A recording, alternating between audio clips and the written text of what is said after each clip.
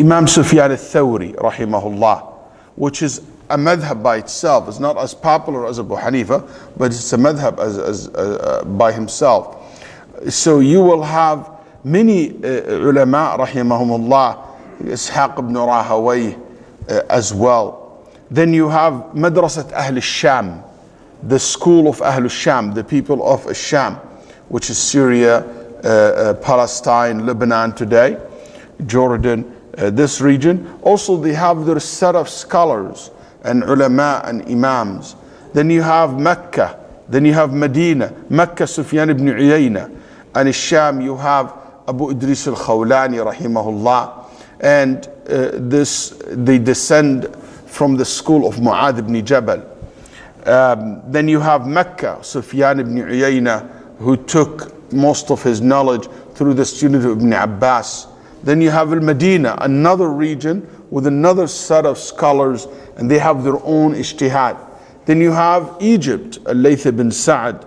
And then you go farther west, and from beyond Egypt, from Libya and going all the way to Spain, that will be a school by itself known as Ahlul Maghrib, the people of the west. And you might even have crossed the river north of Iraq, Iran, and going up, they call them Biladu ma wara an-Nahr, like Khurasan, which is basically another region and another set of scholars.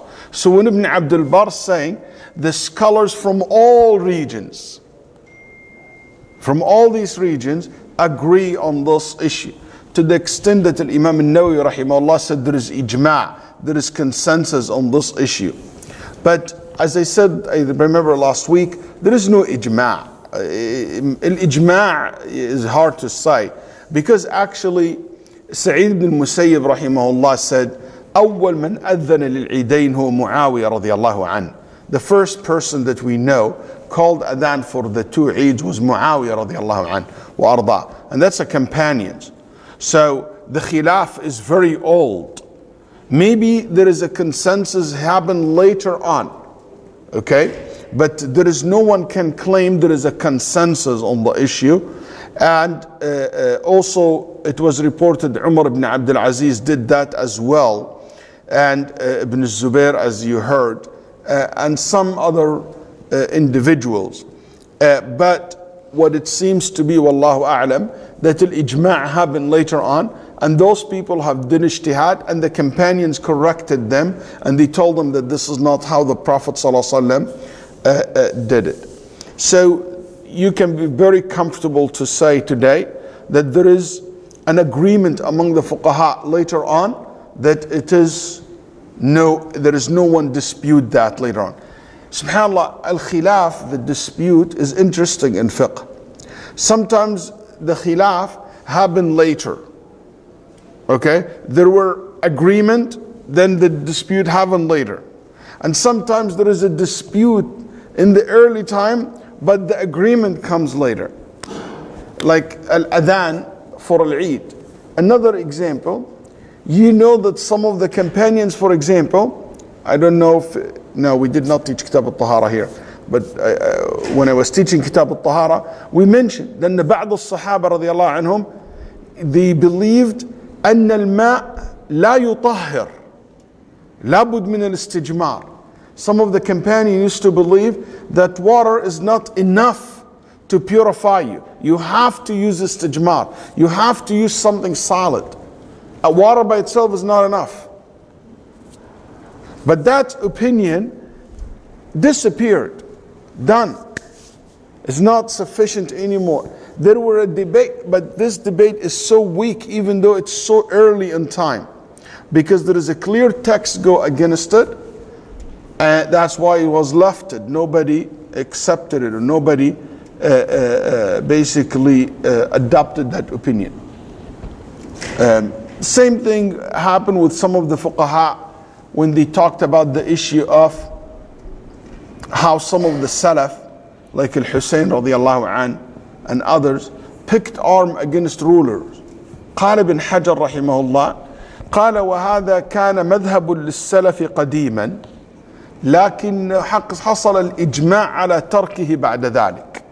Ibn Hajar rahimahullah said, it was an opinion in the old time, in the early times in Islam, that they carried weapon against rulers. But al-ijma', there is an agreement and a consensus happened later on that this is not allowed. That's what Ibn Hajar rahimahullah said. Here, keep in mind, when we have an issue of dispute, we need not to look at who said what, which scholar said what, which companion said what. The most important is to see what Allah said and what Muhammad ﷺ said. So if there is an explicit evidence in the Quran and Sunnah, it doesn't matter who disagree. There were a disagreement in the beginning of Islam that you cannot combine between Hajj and Umrah. Tamattu' is not. Abu Bakr and Umar. Umar used to forbade people. And after that, basically, not the case. This khilaf vanished. And there is an agreement happened later on that no, in Nabi Sallallahu Alaihi Wasallam Sunnah is stronger than the opinion of Abu Bakr or Umar radiallahu anhu arda. I'm saying this because sometimes a lot of people don't understand the nature of khilaf al-fuqaha, the difference of opinion between the jurists. And it's a very interesting concept. You will find, for example, in the early time in Islam, the divorcing a woman with 3 times, I divorce you, I divorce you, I divorce you, is one divorce. Later on, you will find the 4 madhahib goes to make it 3 divorces. So, even later on, there is no ijma', but it became the most popular position.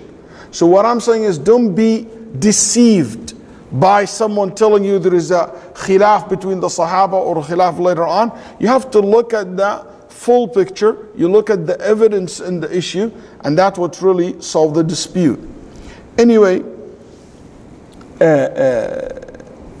Nabi sallallahu alayhi wa sallam in Eid, whenever he comes to the musalla, he will start the salah without adhan, without iqamah, without saying as-salatu jami'ah. As-salah is on session or in congregation or congregate for the salah. لا يفعل شيء من ذلك قال ابن القيم لم يفعل شيء من هذه الثلاث. طيب الحنابلة, for the record, allowed saying as-salatu jami'ah, congregate for the salah, for Eid, for istisqa, for kusuf, eclipse. Istisqa yani praying for the rain, and for the eclipse. And they said you're not allowed to say as-salatu jami'ah for other than these 3. Okay?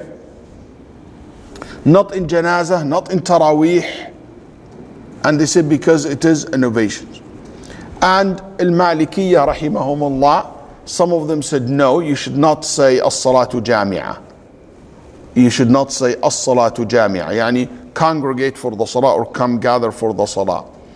And there is another opinion among the Malikiyya said it's allowed. Also, the majority of the Hanabila said, the muhaqqiqeen among the Hanabila said it's not allowed. You should just, the Imam stand up and everybody stand up. He can say line up, stawu atadilu, no as-salatu jami'ah, like what it's very common today to see this word, as-salatu jami'ah. Why? I do believe that this is the right thing. You should not say as-salatu jami'ah or make any kind of call for people to stand up for the salah other than you just standing up and say stawu atadilu, straight in the line.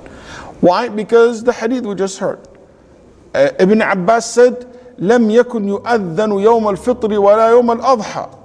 There is no any form of adhan for the Eid al-Fitr or Eid al-Adha. And ولا nida. There is no adhan, there is no nida, there is no iqama. Nida here other than adhan. So it means nida, any form of calling, any form of invitation.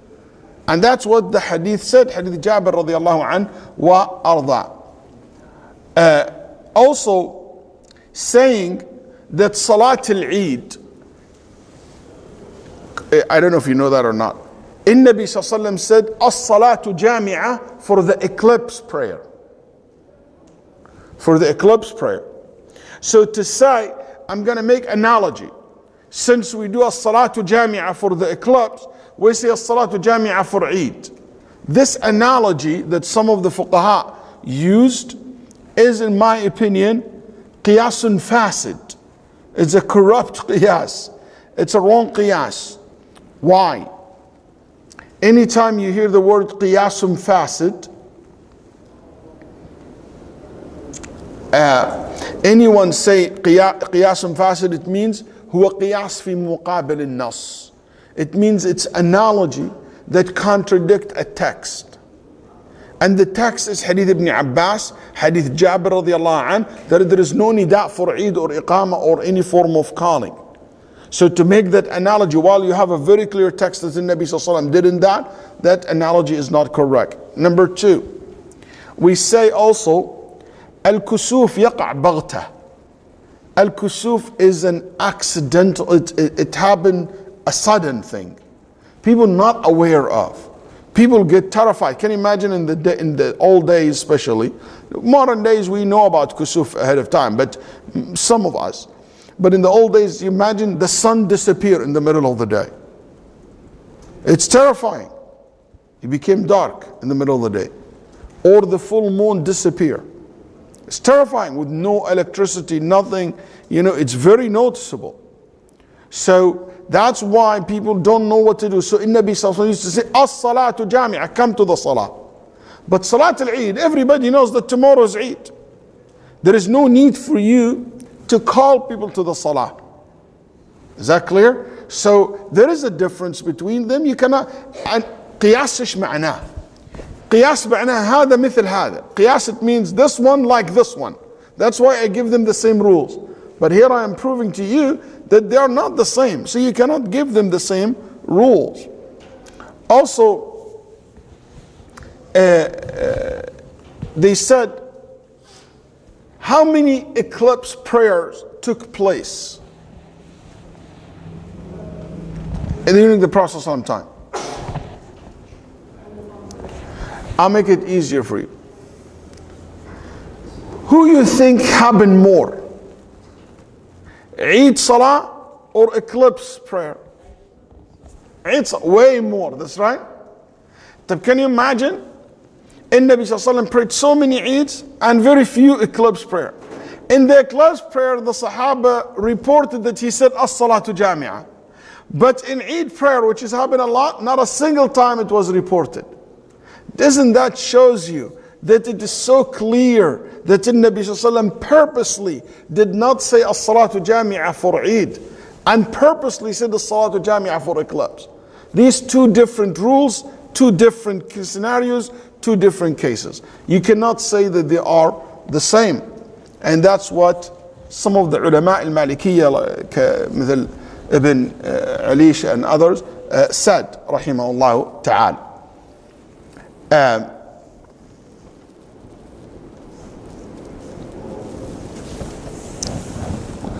That's why I do believe as-salatu jami'ah for salat al-Eid, it's a form of bid'ah, innovations in religion. Why? Because the reason behind saying as-salatu jami'ah for Eid, the purpose behind it is what? Is to call people for salah, to inform people of salah. That concept was exist during the process of time. Also Nabi would like to inform people about salat al-Eid that's going to start. That's right. There is nothing to stop the Prophet ﷺ from saying that. So the reason exists and there is no hindrance. Still yet, Nabi ﷺ didn't do it.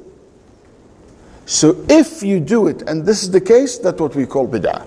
Because one of the conditions of the bid'ah, it is something that the reason for it to be exist during the Prophet ﷺ time, and there is nothing stop the Prophet ﷺ from doing it.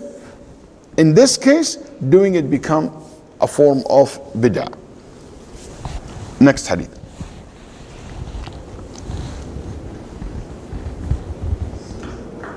Aydan, the hadith, one of the benefits of the hadith is the obligations among the scholars to advise the readers when they see something wrong. Ibn Abbas saw Ibn Zubair doing something wrong and he corrected him. He didn't say, oh, this is a leader and this is... No, he basically spoke up and he sent him a messenger and he informed him about what is the right, what's the right course of action is. And he informed what the Prophet ﷺ used to do. And Ibn Zubair adhered to that nasiha and advice. And that's the wajib of all the ulama. If you see an organization or you see someone, leaders, or you see doing something wrong, you just inform them about as-sunnah, what the Prophet ﷺ did. Now. وعن ابي قتاده رضي الله تعالى عنه في الحديث الطويل في نومه عن الصلاه ثم اذن بلال فصلى النبي صلى الله عليه وسلم كما كان يصنع كل يوم رواه مسلم. Narrated of Qatada in a long hadith about their sleeping late past the time of salah. Then Bilal proclaimed the adhan, and the Prophet ﷺ offered the prayer while leading the companions as he used to do every day. Reported by Muslim.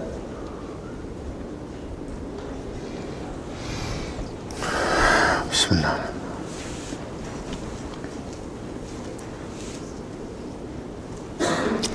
This hadith, it's in al-Bukhari and Muslim. Muslim reported the story in a very lengthy way, and al-Bukhari reported it short, because al-Bukhari rahimahullah, when he reports hadith, he just want to he reports it for the point. What's the point from the hadith? To support the subject or the ruling that he's trying to explain. The hadith goes like this. Abu Qatada radiallahu anhu said, I saw the Prophet ﷺ while he's coming back from Tabuk. And you know in Nabi ﷺ, Tabuk is very far away from Medina. And in Nabi ﷺ stayed in Tabuk what? Over 6 months. It's a very long time. And in Nabi ﷺ was so tired coming back and walking in the night. When Nabi ﷺ أصابه النعاس, he was sleeping. طيب فلما أبهر الليل, when the night started, Nabi sallallahu alaihi wasallam was falling asleep and almost fell off the camel. قال فدعمته, I caught him and I supported him. فاستيقظ, he woke up. ثم سار حتى تهور الليل, he skipped going until the night became darker. We went like way inside, like basically most of the night is gone. And in Nabi sallallahu alaihi wasallam still riding. So in Nabi sallallahu alaihi wasallam na'is, he fell asleep and almost fall, and he said, and I caught him again, and happened several times. فلما كان من السحر, before Fajr, نعس نعسة هي أشد من الأوليين حتى كاد أن يسقط. He fell asleep way much deeper than the previous one. And I caught him again right before he fell. This time it was very strong. Then the Nabi sallallahu alayhi wasallam told him, منذ متى وأنت معي على هذه الحال? Since when we are like that? You keep like catching me. Many times he caught him before he fell off. He said, يعني from the beginning of the night, Ya Rasulullah, you just keep falling asleep and I catching you. You lose balance. قال حفظك الله بما حفظت به نبيه صلى الله عليه وسلم. يا سلام. May Allah protect you as you protected me. يا سلام. ثم قال هل ترانا نخفى على الناس? Do you think people know where I am or can locate me? Because he's sleeping. When you sleep, you lose control over the direction of your camel. It looks like he shifted away from the group. Then he said, Nabi sallallahu stopped and they start looking. Then فَإِذَا رَاكِبْ ثُمَّ رَاكِبْ, we saw one, another one, until we became 7. Then Nabi sallallahu alayhi wasallam took us, the 7 or whatever the number is, but the riwayah said 7. He said, and we start together. And he said, let's take a break, a rest before Fajr. But I want one of you to guard the time.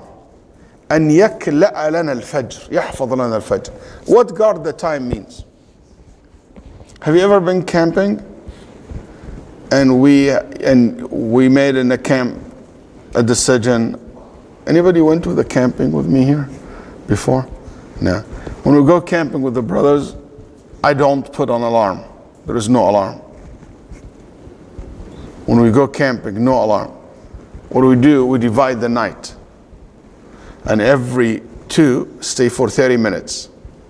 Then after 30 minutes, they go wake up another two, until Fajr comes. So, and that's, Nabi Sallallahu Alaihi Wasallam did the same concept. I do this because of, came in the Sunnah. He said somebody guard the time, but that time somebody will stay until Fajr comes, then he wake us all up. طيب. فنام عليه السلام ونام معه أصحابه. He slept and the companion slept. And another narration that in Nabi Sallallahu Alaihi Wasallam, Bilal said, I will guard it. And Bilal radiallahu anhu slept. He starts snoring. All of them. Tired the whole night. You see how tired he was, sallallahu alaihi wasallam. قال فما أيقظتهم إلا وحر الشمس في ظهورهم. They woke up because of the heat of the sun hitting their back.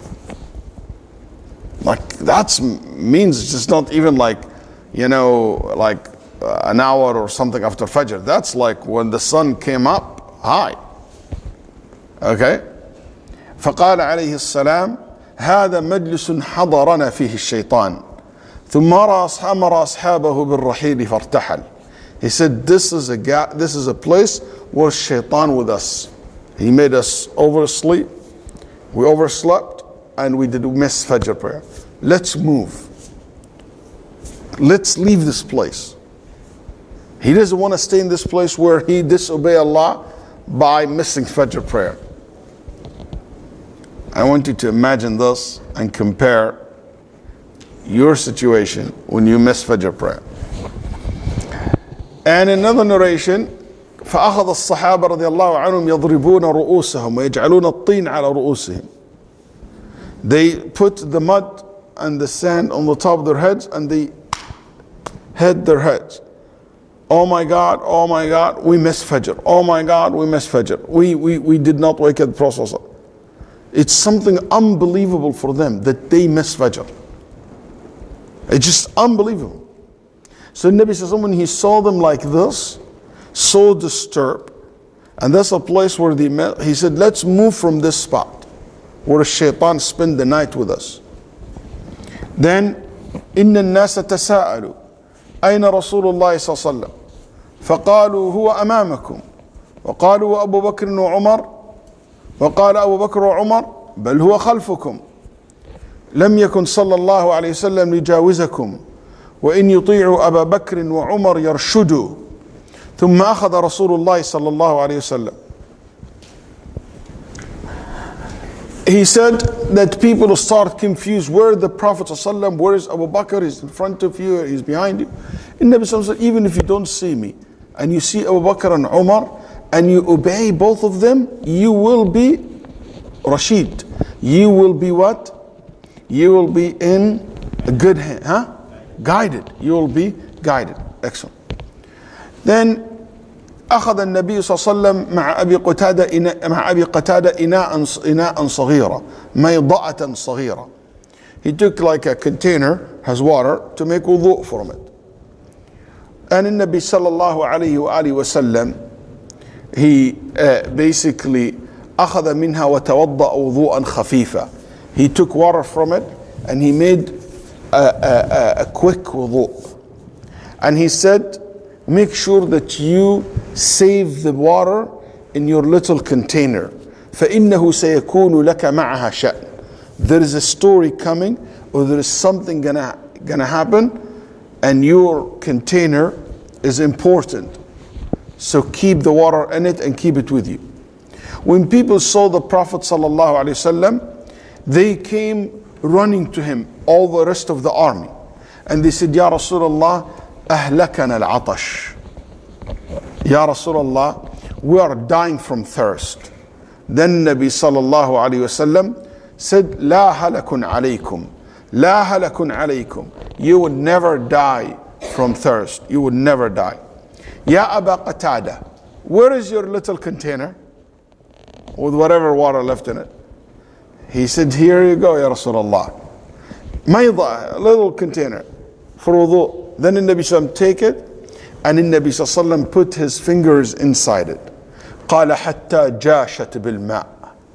All of a sudden, from in between his fingers, the water started the gushing, and the water just became so much in that container. قال فتكاب الناس عليها. They came running to it, so thirsty. And the Nabi sallallahu alaihi wasallam يقول أحسن الملأ أحسن الملأ يعني أحسن الخلق وأحسن المعامل. Be nice to one another, don't push one another. They are thirsty, so thirsty, and they found the water. So Nabi sallallahu alaihi wasallam was telling them, be nice. أرفقوا كلكم سيروى. Come down, all of you will drink. Because they see it's a small container, so everybody want to take a sip. فبدأوا يأخذون من هذا الماء حتى ارتووا جميعا. They all drank from it and they satisfied their thirst. That's it? No. وملأوا ما عندهم من الأواني. Then they filled all their containers from it. Then وتوضأوا. Allahu Akbar, from that container. ثم أمر النبي صلى الله عليه وسلم, after everybody drank the water and they settled down and they come down. Notice, until now what? He did not pray what? Fajr yet, that he missed. After all this happened, the Nabi sallallahu alaihi wasallam ordered Bilal to call the adhan. ثم صلى النبي صلى الله عليه وسلم ركعتي النافلة. ركعتين. النبي صلى الله عليه وسلم, after the adhan, he prayed 2 rak'ah, which is the sunnah al-fajr. Then أمر فأقام بالغداة فصنع كما يصنع كل يوم. شوف حديث لفظ المختصر. And he said, and after that he ordered him to make, he basically made iqama, ordered him to make iqama, and he did like what he does every fajr. He prayed the same way he prayed every fajr. Sallallahu alayhi wa alihi wa sallam. Then the Nabi sallallahu alayhi wa sallam said, ليس التفريط في النوم إنما التفريط على من لم يصلي الصلاة حتى دخل وقت الصلاة الأخرى. Allah. There is no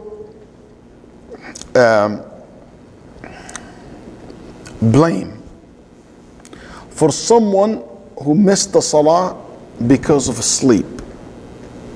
The blame is for the one who missed the salah while he or she, they know that the salah start, the time start, and they don't pray until the next salah time start.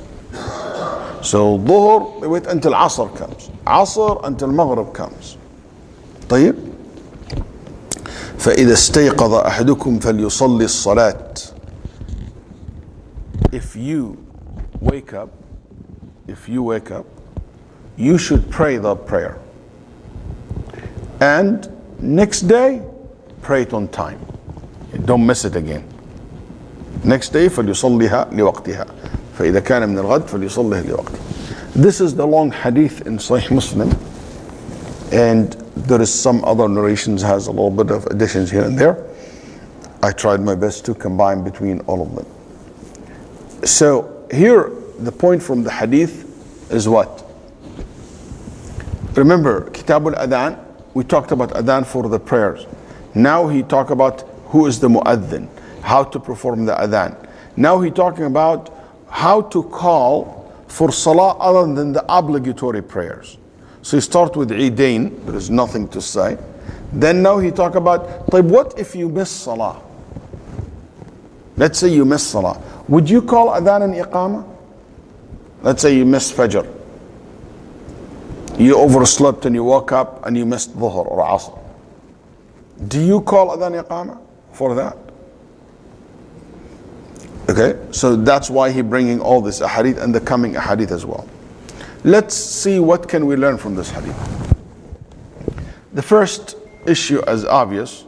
What is the ruling in regard to someone missed a salah or several salat because of a valid excuse like sleeping, and now the person wants to pray all at once, or if it is multiple prayers, okay, or if it is one prayer, what do I need to do?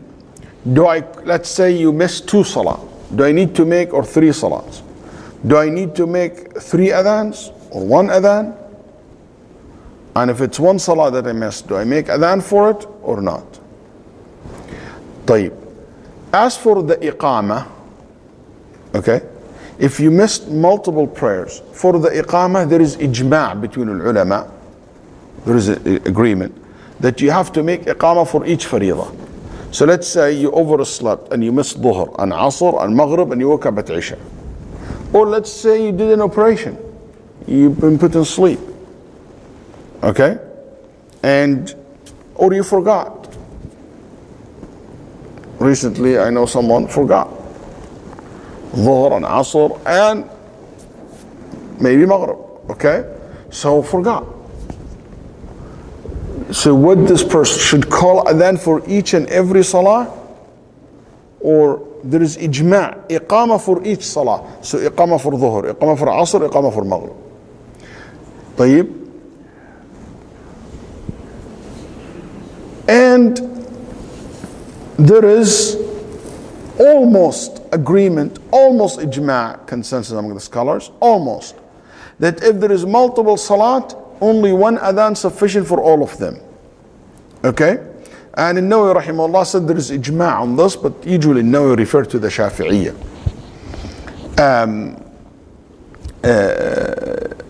But there is khilaf.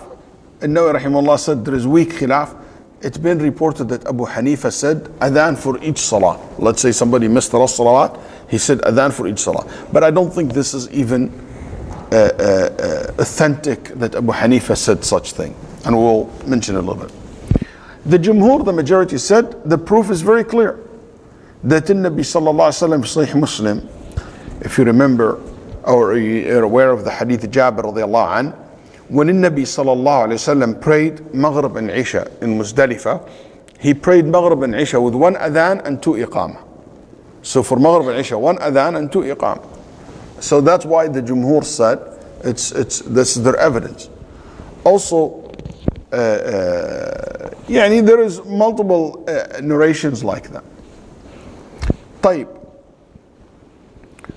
Done with the multiple prayers. طيب Sheikh, what is the ruling in regard to the adhan itself for a missing salah? 1 salah. What is the ruling? The majority of the ulama said it is permissible for you to call adhan for the missing salah. So if you miss fajr, before you pray fajr, you call the adhan. You miss dhuhr, you call adhan for dhuhr. You missed asr, you call the adhan for asr. Ahmad, Abu Hanifa, Shafi'i, and some Maliki, Al-Awza'i, Al-Bukhari rahimahullah, okay, in his Sahih said, Babu al-adhani ba'da dhahab al-waqt, calling adhan after the time finished. Yani you missed the salah, and this is the new time came for the new salah, you call adhan for the salah that you missed. And they have several evidence. One of it is very clear, Hadith Abi Qatada that we just mentioned. Also, in Sunan al-Tirmidhi, Hadith al-Musi' Salateh, the hadith of the man who came late and he prayed. Then the Nabi sallallahu alaihi wasallam said, go back and pray because you did not pray. In one of the narration, he said, Ya Rasulullah, this is the only salah I know. Teach me how to pray. Then the Nabi sallallahu alaihi wasallam told him, call adhan, call iqamah, then kabbir. So he mentioned to him to do what? To do adhan and iqamah before he prayed. طيب, this narrations, Shaykh al-Albani rahimahullah said it's an authentic narration. But I will be honest with you, there is a lot of Ahl al-Ilm consider it shadda because it came only in one narration, and this hadith is overwhelmingly reported without it. Nobody mentioned the lafz al-adhan, nobody mentioned the point of adhan. Okay, it's iqamah, kabbir, without the mentioning of adhan. But anyway, Also, Hadith Malik ibn al-Huwayrith, the Nabi sallallahu alayhi wa sallam said, إِذَا حَضَرَتِ الصَّلَاةِ, if you're about to pray or the salah comes, call adhan. So that's a general. So anytime you're going to pray, you are permissible for you to pray. Before you pray, you call adhan. So let's say you're going to pray Asr at home, at work, at the rockets, okay, or Maghrib or Isha, and you are there. Can I call adhan? In the airport, you can call the adhan. So it doesn't matter, you missed the salah or you didn't miss the salah, you can call the adhan, then make iqamah and you pray. Huh? If it's a smart, you don't need to call adhan and to wake up everybody or like to be very loud, but you can do it. It depends on the situation. Home, at home. طيب. Then the majority of the fuqaha said yes because of this evidence. There is another opinion which is reported from Al-Awza'i rahimahullah as another narration, and this is the Maliki's position, and narration from the Hanabila, an opinion among the Shafi'iyya, and Ishaq ibn Rahawayh, قالوا لا يشرع, is not permissible for you to call adhan for salah that you missed. A salah that you missed, you cannot call adhan for. Yeah. Allahu Akbar, Allahu Akbar. Allahu Akbar, Allahu Akbar. Ashhadu an la ilaha illa Allah. Ashhadu an la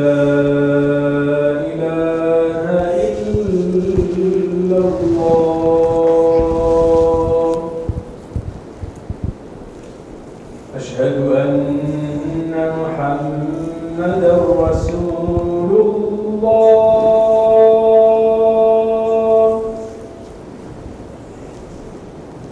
أشهد أن محمدا رسول الله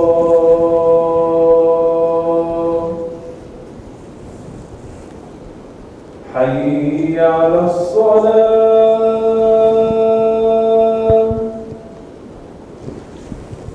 حي على الصلاة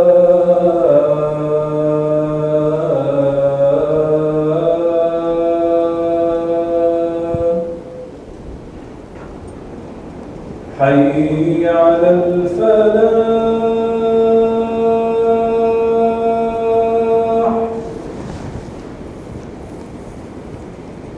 حي على الفلاح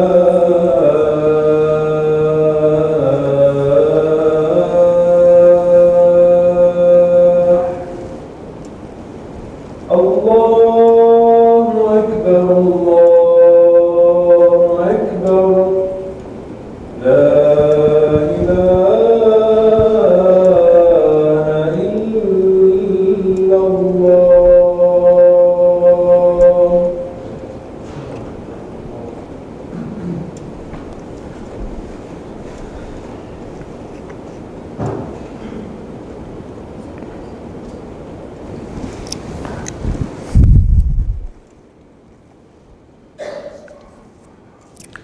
So those scholars who said no, you're not supposed to call adhan at all, what's their evidence? Their evidence is interesting. Number one, what Imam Ahmad and Shafi'i reported, that Abu Sa'id al-Khudri radiyallahu anhu mentioned the story of Al-Khandaq, the battle of Al-Khandaq. Abu Sa'id said, قال حبسنا عن الصلاة حتى مضى هوي الليل. هوي الليل يعني أكثر الليل. We were stuck and we couldn't pray until most of the night, or good portion of the night already passed, and we couldn't pray. And they didn't pray at all yet. What I mean by didn't pray, what he means by pray, yani they didn't pray anything. So what prayer they missed? Dhuhr, Asr, Maghrib, Isha. They didn't pray any one of these salat yet. So you understand when Allah subhanahu wa ta'ala said how Ghazwat al-Khandaq, it was so terrifying, and in some point they were so scared and terrifying. Abu Sa'id was saying that Hubisna, we couldn't even gather to pray or pray at all. We couldn't gather to pray until we missed the salah, until most of the night gone, and we didn't pray yet anything. Okay? النبي صلى الله عليه وسلم قال فأمر بلال فأقام فصلى الظهر كأحسن ما كان يقيم. He ordered Bilal to make iqamah and they pray dhuhr in the best, like the way he prayed dhuhr usually, very perfect. Then when they finish, ثم أقام العصر, he made iqamah for Asr and he prayed Asr the same way he prayed. Then he made iqamah for Maghrib, then Isha. This is how Imam Ahmad rahimahullah and الشافعي reported. النووي رحمه الله قال وهذا الحديث إسناده صحيح. These narrations are authentic narrations. So what's this hadith? How this hadith support this opinion? That there is no adhan for the missed salah. Because the hadith said أمر بلال فأقام. He ordered Bilal to make iqamah, not make adhan. Okay? Also, I know you guys confused about Al-Khandaq, that's right. How can they do that? How can they miss all these salawat? This was before the rules of Salat al-Khawf came. This was the rule before. If you're engaged in war, you can wait until the time where you can pray comes, then you can make up all the prayer that you missed. But later on, there is a new rules in Islam, which is called Salat al-Khawf, that you pray in the battlefield. And that made them not having excuse to miss the Salat. Actually, after that, they will pray, and there is, inshallah, if Allah give us time, we're going to come across Salat al-Khawf and the rules and how people make Salah during the time of war and they don't. So this hadith is actually abrogated. The ruling of it is abrogated. And that's one of the reasons that the ulama said you cannot use this hadith to contradict the hadith that we mentioned earlier, wherein Nabi Sallallahu Alaihi Wasallam called the adhan. Okay?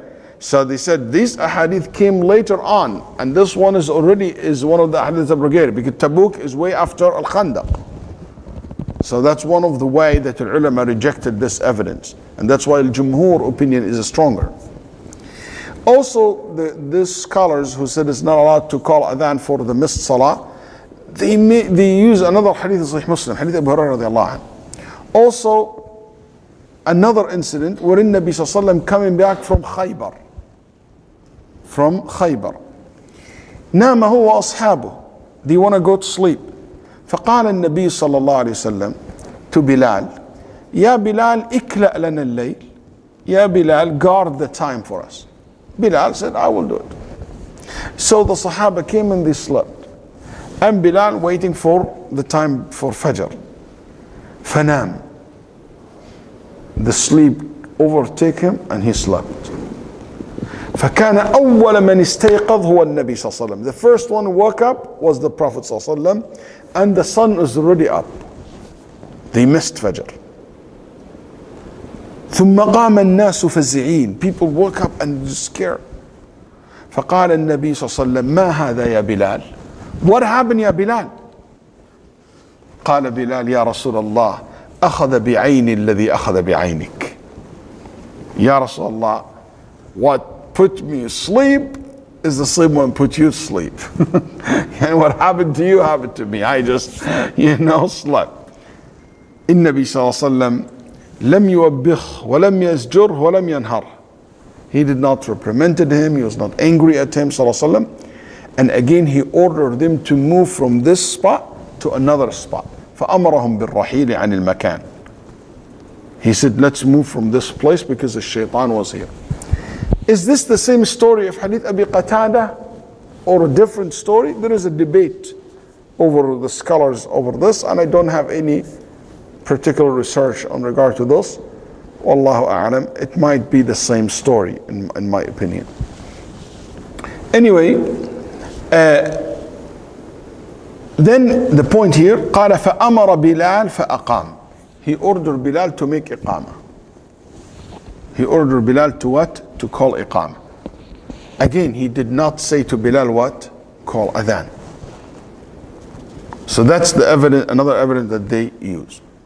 No doubt that the majority's opinion is much stronger because of the explicit ahadith that we mentioned earlier, that the Nabi sallallahu alaihi wasallam, when he missed the salah, he make the adhan, then he make the iqamah. And the Nabi sallallahu alaihi wasallam said, anytime you want to pray, call the adhan. في حديث المسيء صلاته, he said to him, call adhan. There is very explicit that al-adhan was mentioned. Al-Imam al-San'ani, for those who benefit from this, Al-Imam al-San'ani rahimahullah said, we cannot take the story of Khaybar or Al-Khandaq over the hadith Qatada, the story of Tabuk. Why? قال لأن هذا ناف وهذا مثبت. That's how Al-Imam al-San'ani rahimahullah said. دائما المثبت يقدم على النافي. There is a general rules. If someone said negated something and someone confirmed something, which one you take? The one who confirmed or the one who negate? The one who confirmed. I have a reservation on that, but anyway, the one who confirmed. طيب?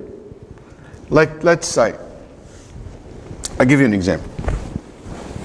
We came to the masjid. We left after Isha. And Mahmoud, somebody asked him, he said, did you see a brother with a red hat? Mahmoud said, no, no red hats in the masjid today. Then Shaykh Ammar said, no, there were a man with a red hat in the masjid today. Which one would you take? The one who confirmed, because he just didn't see a red hat. But this one saw a red hat, and both are thiqah.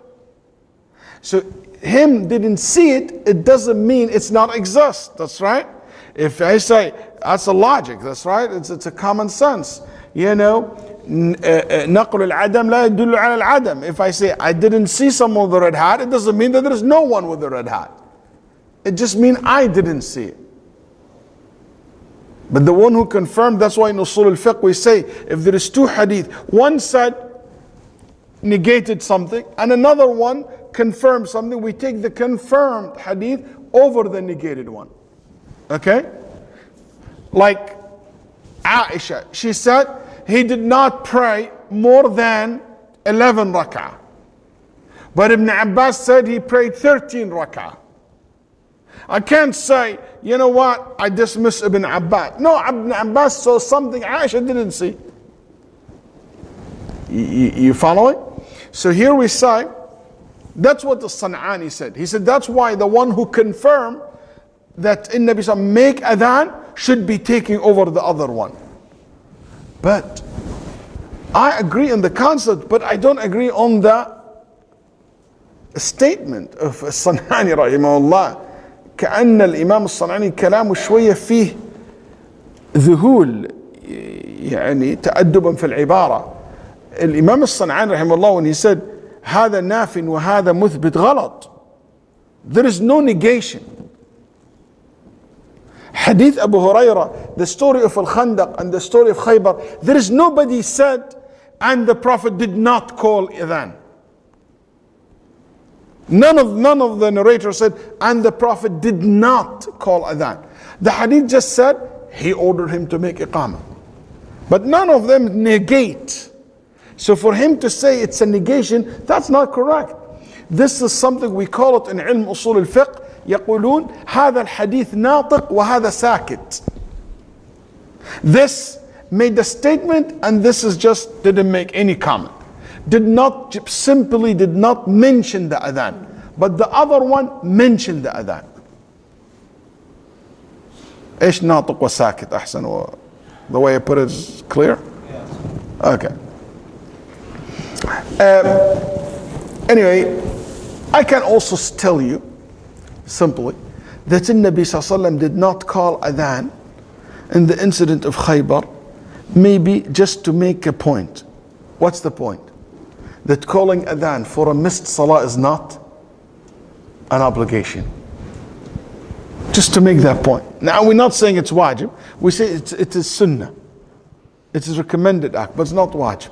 So you can call adhan and you can leave the adhan. So Nabi Sallallahu Alaihi Wasallam did not make it every time, just to make that point. So there is no need for you to come and to use this incident to negate the permissibility of calling adhan for a missing salah. Does that make sense to you guys? Yeah. Okay. So that's just how ulama rahimahullah and the fuqaha look at the evidence and debate over it. One of the benefits we learn from this hadith, if you miss salah and you overslept and you miss salah, don't pray the place where you missed the salah.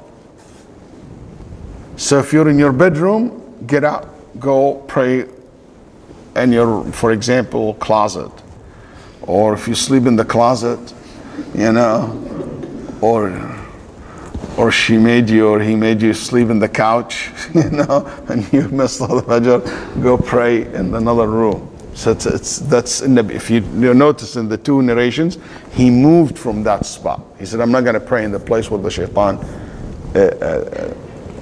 Also, Nabi Sallallahu Alaihi Wasallam told us that the person who overslept is not countable for that. So somebody, but here, it doesn't mean that you know what, alhamdulillah, there is no responsibility over someone sleeping. So you stay late in the night, and you go to bed, and you don't turn any alarm, and you just oversleep. No, that's not allowed. You should, Sheikh Walid, where do you get this from, that I have to put the alarm? Did the Prophet ﷺ said we have to put an alarm? Yes. Give me the proof. I'll tell this person, ask the brothers and sisters. He said, "Man yakla'u lana al-waqt?" Who will protect the time? Who will watch the time? So that's meaning Nabi Sallallahu Alaihi Wasallam taking whatever it takes to ensure that they will wake up on time, because he feels that he is tired, the biological clock is not going to work. So this is showing you that he should take the necessarily means to protect the time of the salah for Fajr prayer. But if you overslept, if you're a person deep sleep, khalas, Allah forgive you. SubhanAllah, min ajib, one of the amazing ahadith, a man came to the Prophet and said, Rasulullah, I am from a family, when we go to sleep, we sleep. قال لا يوقظنا إلا حر الشمس أنا وأهل بيتي جميعا. Me and my whole tribe, when we sleep, we only wake up when the sun in the middle of the sky. We can't wake up in the morning. We just go deep. No matter what you try to wake me up, I don't wake up. أنا أتعجب, one of the amazing thing, you know what the Nabi Sallallahu told him? He didn't say, you have to try, you do this, you have shame on you, salah. He said, if you wake up, pray. If that's what, because the guy is sincere. And the Nabi understand people's differences and need. And he said, khalas, when the time of salah comes in, and pray. So if you missed, also we learn from this hadith, if you missed salah al-fajr, Nabi Sallallahu Alaihi Wasallam, what he did first? He prayed sunnat al-fajr first. Then he prayed fajr. Also, this is not on this narration, Nabi Sallallahu Alaihi Wasallam, no, it's in the narration, قال فصلى كما يصلي كل يوم. He prayed the same way he prayed every day. So what that means, when he made up Salat al-Fajr, he prayed Fajr silence or out loud? Out loud. You see? So also this is from the sunnah of the Prophet ﷺ to do. Also to call the adhan, then the iqamah, and you pray. You see, it is the time where the Prophet ﷺ missed Salat al-Fajr can be counted on less than your like, is like some ulama said once, let's say assume 2 times in his lifetime. And some people every week they miss it 1 or 2 times. And that's just wrong. So the person should care to take the steps that will ensure you to wake up for Fajr prayer. I will end with this. I know we pray at 15. When I was growing up and like just graduated from middle school, going to high school, we used to care for Salat Fajr with each other as friends so much. And at that time, we don't have cell phones. We have only the phone, the home phone, okay? And some of these phones was the dial that, you know, the one that you like, I don't know, some of you doesn't know what I'm talking about. It's like, it has like a circle and there is like holes, and this hole represents the number. So this is, this number 1. Then you 3, like this. It's just a circle, you do like that. And it's, you know, if you have a number with all like zeros and 8, like all like this, it's old style. Anyway, or just the regular phones. So we used to wake each us up for Fajr prayer. So I remember one of our friends, his father forbade us to call, not allowed him to have the phone next to him, whatever. And he doesn't want his son to wake up for Fajr. Why? Because he wants his son to sleep so he can go to school. School more important than Salah. So we used to take turns to go to this brother's apartment. His room right next to the window. He's on 3rd floor. So we used to take turns, I still remember that. And we go to this brother's apartment and he put a rope all the way down and he tied his legs on the rope and the rope all the way down. So we have to go before Adhan. We go to him and we pull the rope until we wake him up for Salat al-Fajr. So he doesn't miss Salat al-Fajr. And not only he cares, we all cares that he doesn't miss Salat al-Fajr. So I remember one of the time, I went to wake him up for Fajr prayer. So when I pulled the rope, all of a sudden I was pulled all the way up. His father got crazy. Whatever the reason, his father woke up and he thought somebody's stealing his son or something. Like, you know, it's kind of weird to find your son has a rope tied to his feet and the rope goes all the way from the window. And when he saw me pulling there, he started cursing and saying bad words. May Allah forgive him. Yeah, Adresh, don't ever come here again. And we just trying to wake up his sons for Salah Fajr. But that's the type of people that I grow up around, and because we understand, and our teachers and mentors and mashayikh teach us the importance of Salah from this early time. And I hope that we as a community care for the Salah. I love it when I see some community, they have it called a Fajr wake-up call. You know, this dial, actually wake up and they call each others. So if you have family members, if you care for them to pray on time, make sure that this is something that you care for your wife, for your husband, for your children, for your relatives, for your family members, for your friends. خير ما تواصى الناس عليه. The best things to remind and to encourage each other to do is to pray on time and not to miss salah.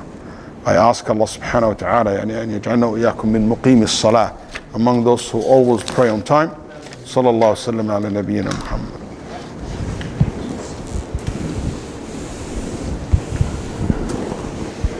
Okay, the online community. Assalamu alaikum wa rahmatullahi wa barakatuh.